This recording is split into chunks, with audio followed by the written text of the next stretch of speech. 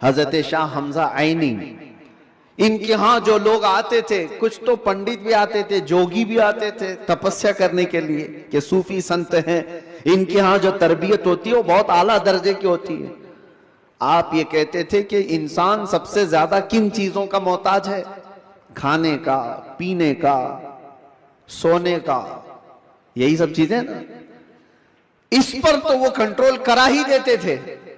کوئی ایسا ان کے پاس مجاہد ہوتا، ریاضت کرنے والا، کہ 3 دن 4 دن تک بغیر کھائے پیے عبادت میں مصروف رہتے، کچھ بھی نہیں۔ اور یہ پاسبل ہے کیونکہ اللہ نے انسان کی باڈی کو فلیکسیبل بنایا ہے، اس کو جیسا بندہ ڈھالتا ہے ویسا جسم بنتا ہے، کوئی چیز امپاسبل نہیں ہے۔ بزرگوں نے یہ تربیت کیا۔ اب ایک مقام ایسا آیا کہ کھانے پینے کی بات تو چھوڑو، یہ جو محتاجی ہے، جو بھوک لگتی ہے، اس سے تو انہوں نے کنارہ کر لیا۔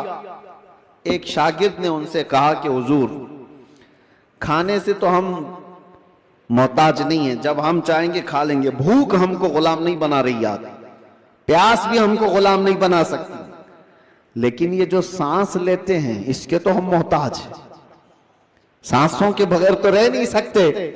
آپ نے فرمایا میں وہ بھی تربیت تمہیں کرا دوں، اس کی بھی تربیت کرا دوں۔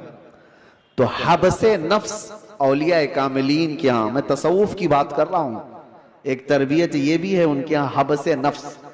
حبس نفس یا حبس دم جس کو کہا جاتا ہے، کیا ہے؟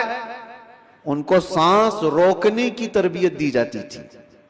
سانس روک لو اپنی، آپ اپنی ناک اور منہ بند کر کے دیکھو کتنی دیر روک سکتے ہو، شاید 1 منٹ، کیونکہ عادت نہیں ہے۔ 1 منٹ سے زیادہ اپنے ناک اور منہ کو پکڑ نہیں سکتے، لیکن تربیت کے بعد ماررہ مطہرہ کی تاریخ میں ہے، حضرت شاہ حمزہ عینی کی بارگاہ میں جو تربیت پاتے تھے، ان کو سانس روکنے کی جو تربیت دی جاتی تھی، فجر کے بعد وہ سانس کو روکتے تھے تو ظہر تک لے کر جاتے تھے، ظہر تک۔ لوگوں کو ایسا لگ رہا ہوگا کہ اڑتی ہوئی باتیں ہیں، نہیں میرے عزیزو، جب بندہ اپنے جسم کو ڈھالتا ہے کسی چیز میں تو اللہ تبارک و تعالی ہر چیز اس کے لیے ممکن بنا دیتا۔